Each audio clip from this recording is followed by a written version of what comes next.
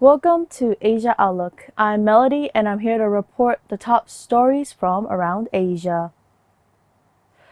The White House has added 28 Chinese entities to its trade blacklist.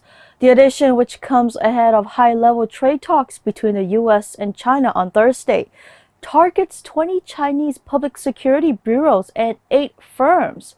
The action also comes before a key October 15th deadline for increased tariffs on Chinese products. China and the U.S. are gearing up for the high-level trade talks on Thursday. The 15-month trade war drags on, and the events this week are driving a deeper wedge between the world's two largest economies. On Monday, Washington blacklisted 28 Chinese entities, including some of China's top AI firms.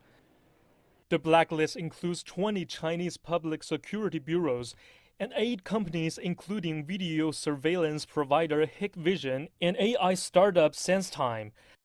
The U.S. Commerce Department says it targeted the bureaus and companies for their involvement in alleged mistreatment of minorities in Xinjiang. The action bars the firms from buying components from U.S. companies without U.S. governmental approval, similar with what Washington has done to Huawei. A spokesman for China's Ministry of Foreign Affairs responded to the development this afternoon. Xinjiang does not have a so-called human rights issues. What the U.S. is doing is to interfere in China's internal affairs. The counterterrorism measures in Xinjiang are to prevent terrorism crimes. The measures meet Chinese and international law and are supported by 25 million Xinjiang residents. Companies are also making their voices heard. Video surveillance maker Hikvision strongly opposes the decision, adding that punishing the company will only negatively impact the U.S. Alibaba-backed SenseTime is deeply disappointed by the move, saying they follow all relevant laws where they operate and that they've developed an AI code of ethics to ensure proper usage of their products. NI Flytech, known for its voice recognition software, said they had already anticipated the ban and that it wouldn't affect daily operations. U.S. officials say the blacklisting is not related to this week's resumption of the trade talks.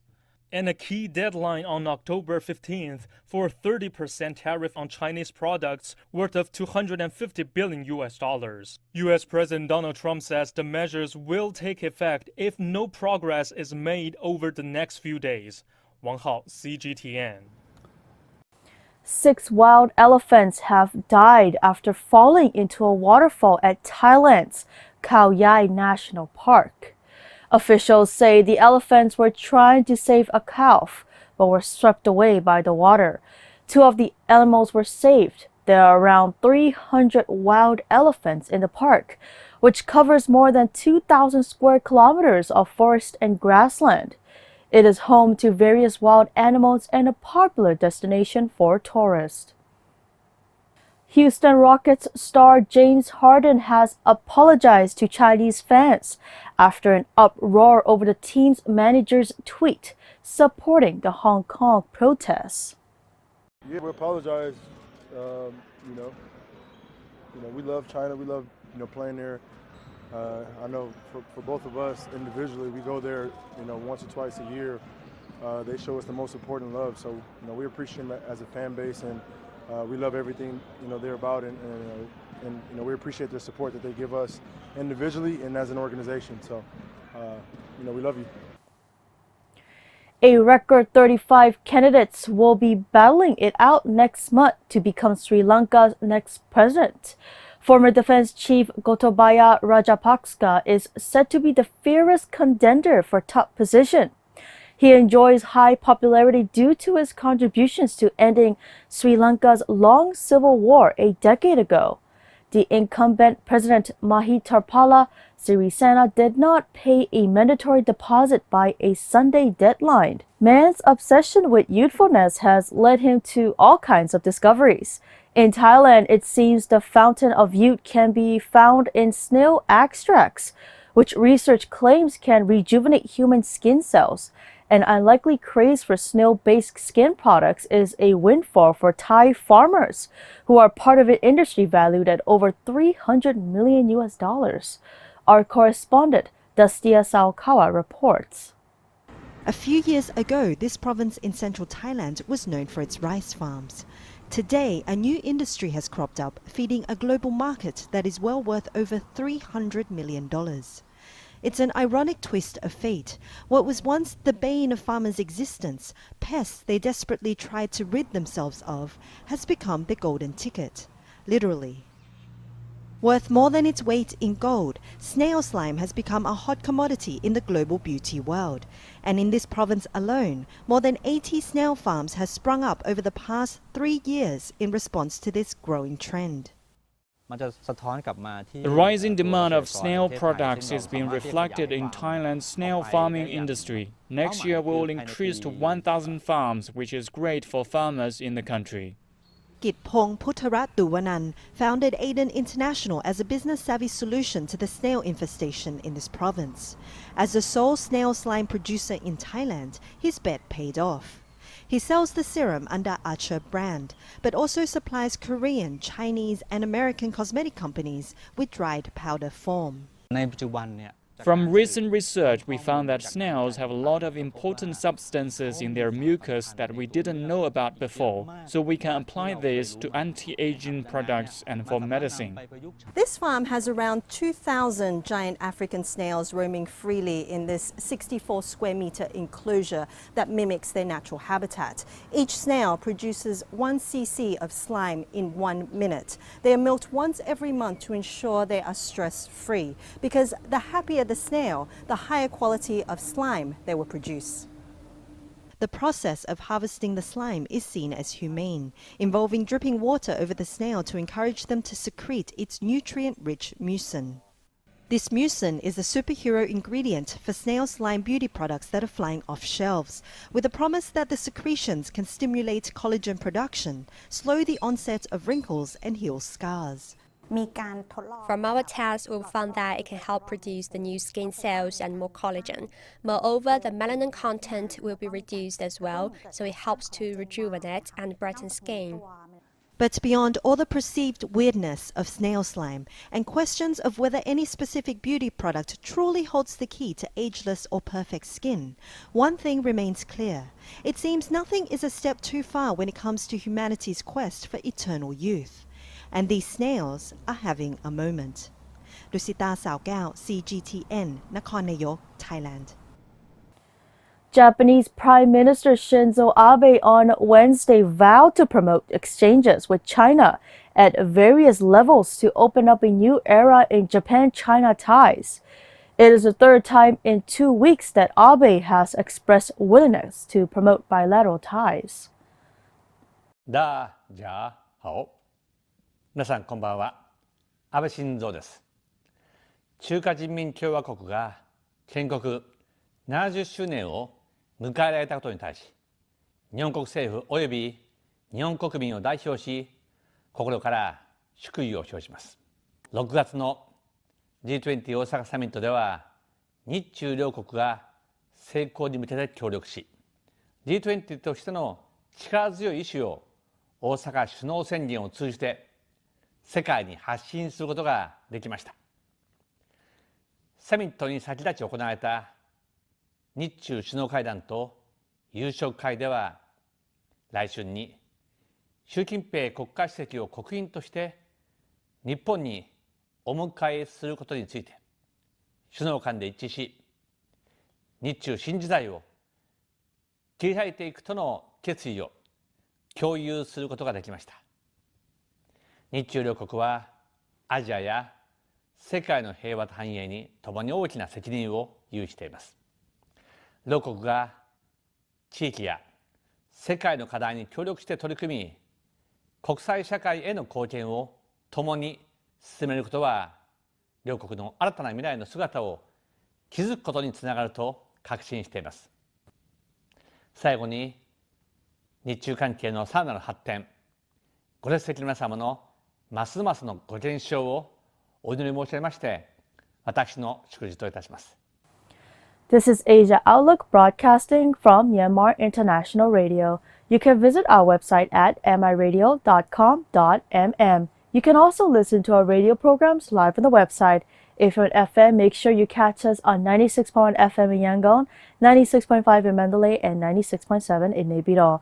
You can also download MI Radio app on both iOS and Android devices for your own convenience.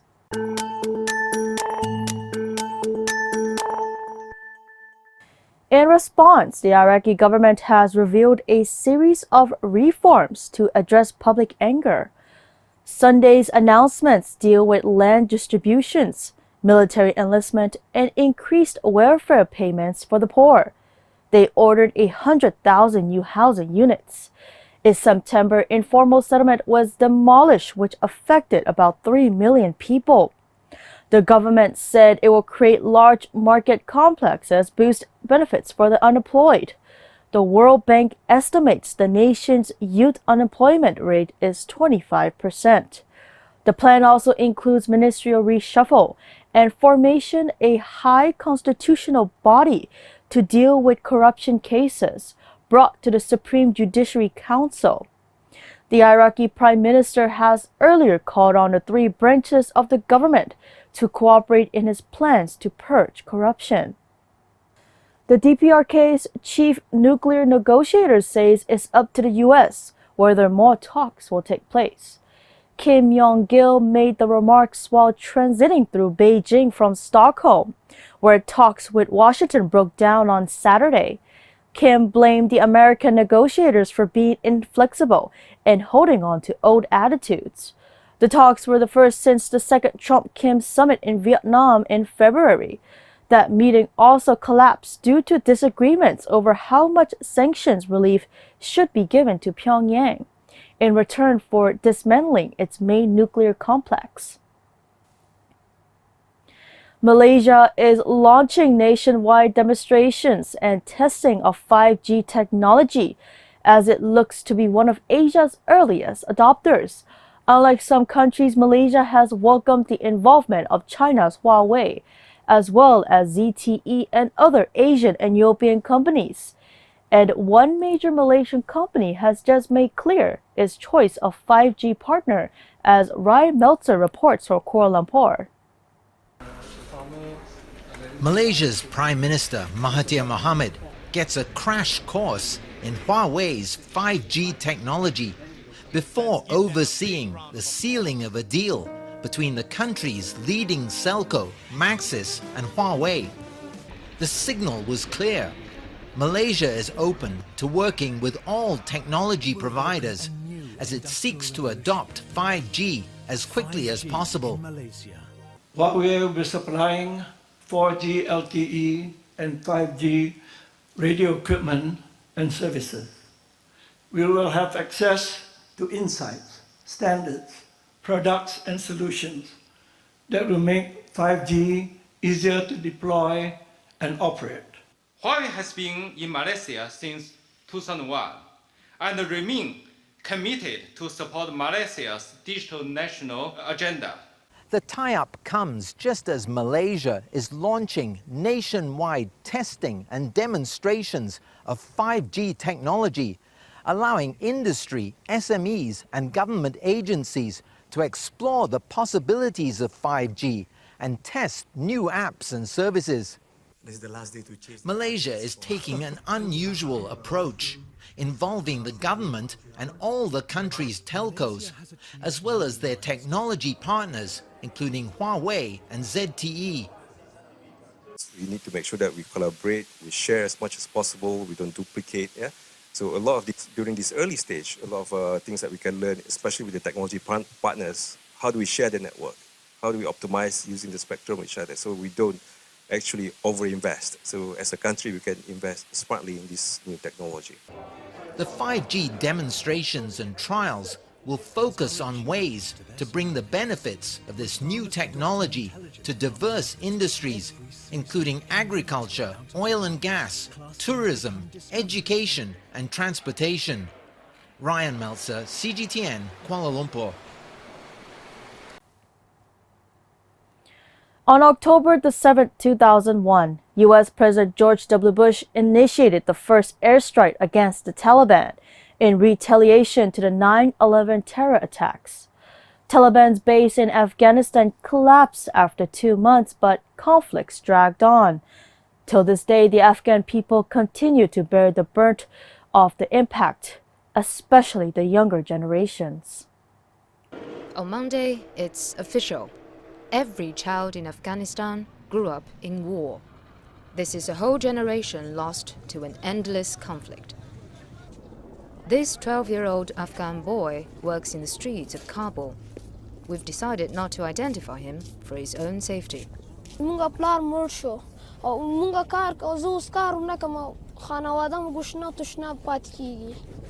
He now lives in a rented house in East Kabul with his mother, 3 younger brothers and 3 sisters. None of the children go to school. After their father was killed by a suicide bomb, he took over as the breadwinner. On a good day, he can earn 100 Afghanis, roughly $1.30.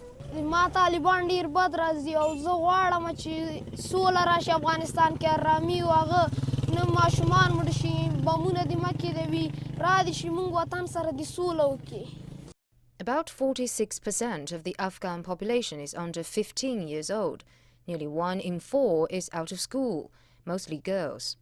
The United Nations says the number of attacks against schools tripled last year compared with 2017. By the end of 2018, more than 1,000 schools had been shut down due to the conflict. Cast out of school, many children choose to work as small vendors, but even these jobs are scarce. Some boys are so desperate that they joined the Taliban or other insurgent groups who pay a regular wage. Despite US President Donald Trump's decision to not carry on with a deal that would lead to talks between the Islamists and the Afghan government, people in the country remain hopeful, as that deal was the closest they ever get to peace in 18 years.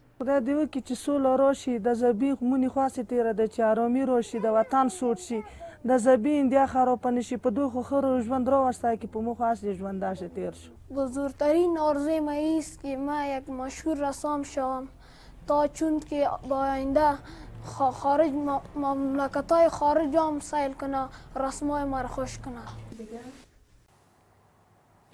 The National Speed Skating Hall for the 2022 Beijing Winter Olympics has adopted a unique design. Let's take a look.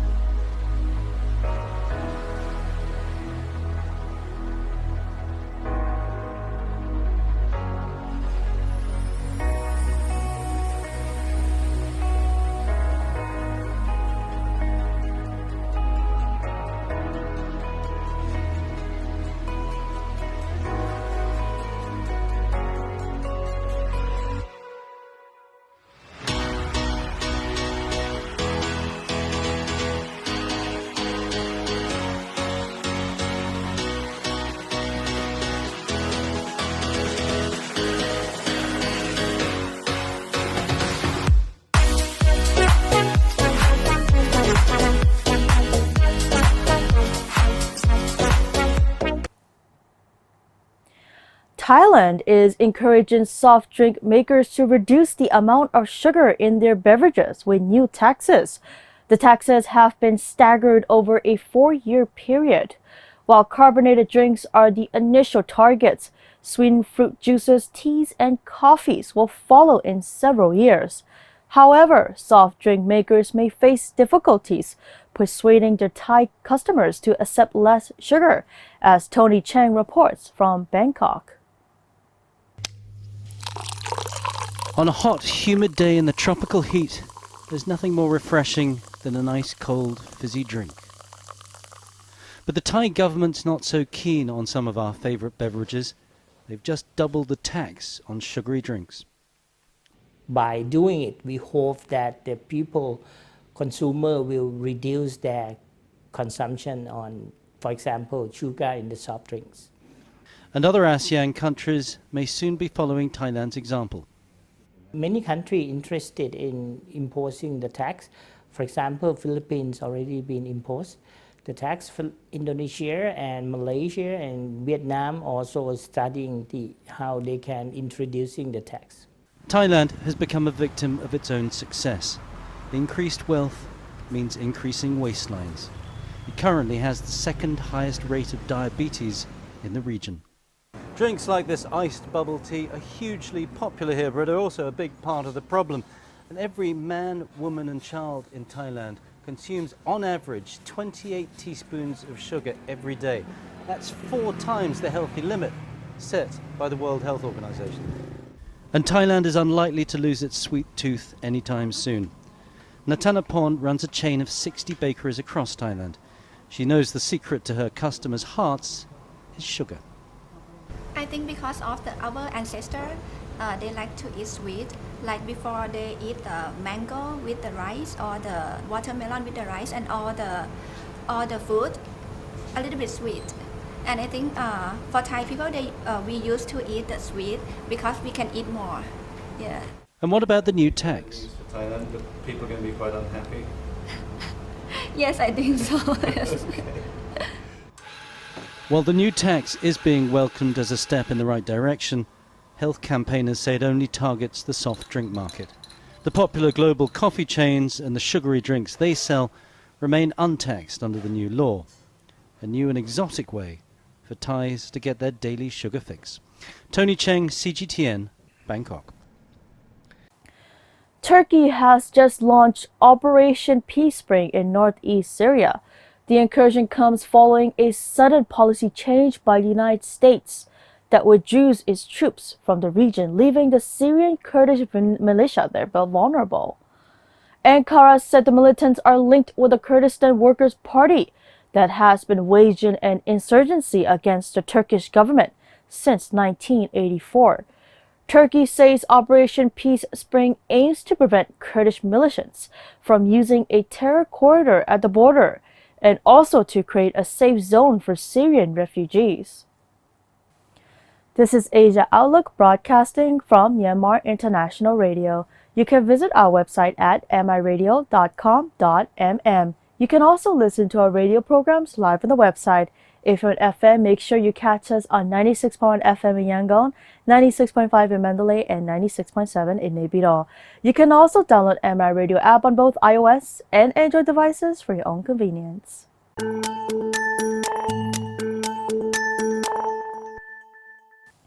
Chinese President Xi Jinping on Wednesday met with Pakistani Prime Minister Imran Khan at the Diaoyutai State Guest House in Beijing, vowing to work jointly to strengthen strategic coordination and pragmatic cooperation so as to forge a closer China-Pakistan community of shared future in the new era.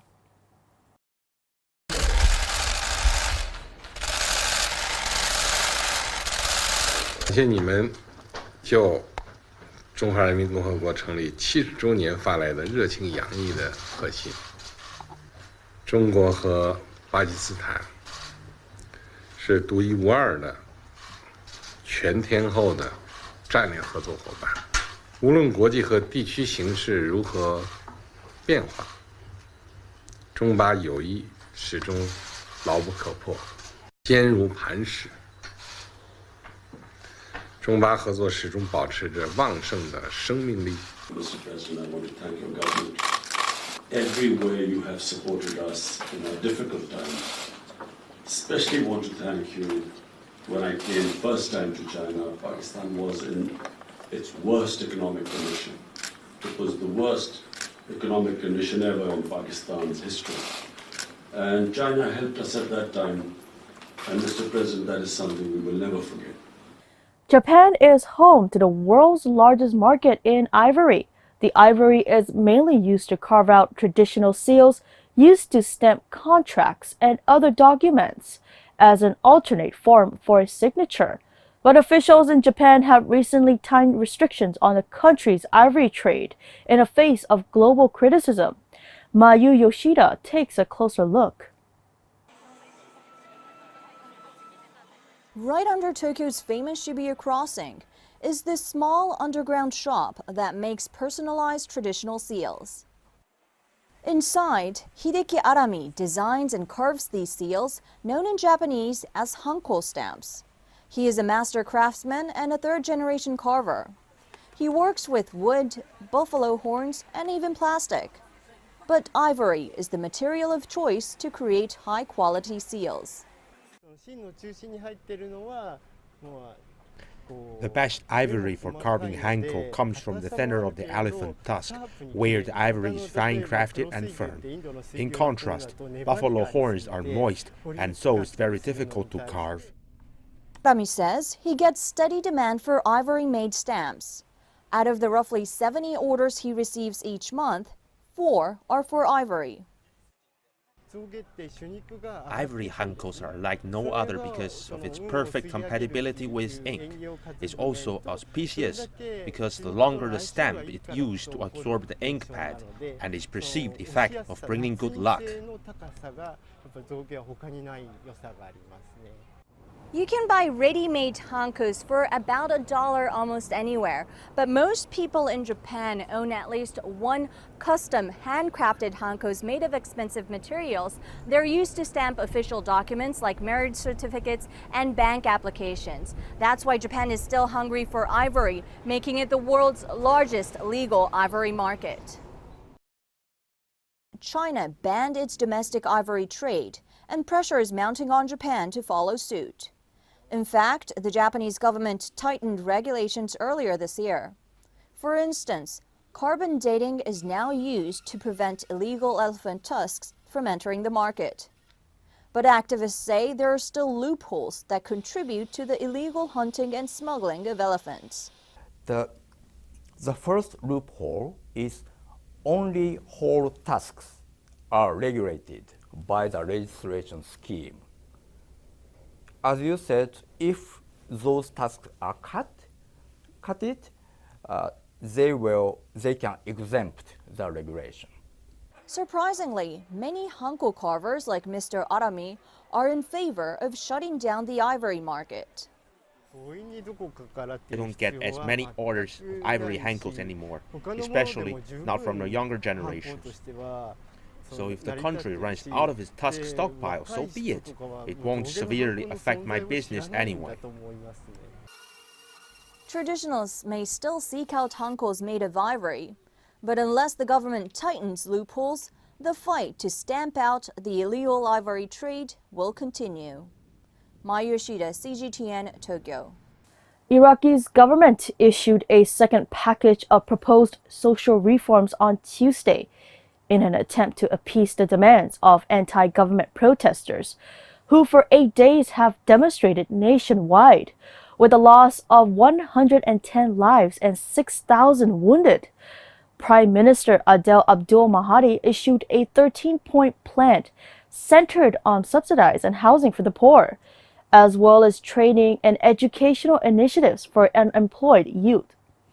Protests resumed on Monday night in Baghdad's Sard City district, with at least one member of the security forces killed, although much of Iraq appeared quieter than it has been for a week, as politicians sought a way to end an uprising. Protesters say they have come under attack by members of the security forces using live ammunition. Parliament, which held its first session on Tuesday since the crisis began, discussed the move and reform plans aimed at pacifying protesters. Russia's anti-doping agency, RUSADA's chief Yuri Genis, believes data handed from the Moscow laboratory to the World Anti-Doping Agency has been initially manipulated. He told German magazine Der Spiegel on Wednesday and expects tough punishment. Sports Minister Pavel Kolobkov said earlier in the day Russia has responded in full to all questions raised by WADA concerning inconsistencies in data from Moscow's anti-doping lab. And that's all we have for today's Asia Outlook on MI Radio. Thank you for being with us. I'm Melody. We'll be back next week. Until next time.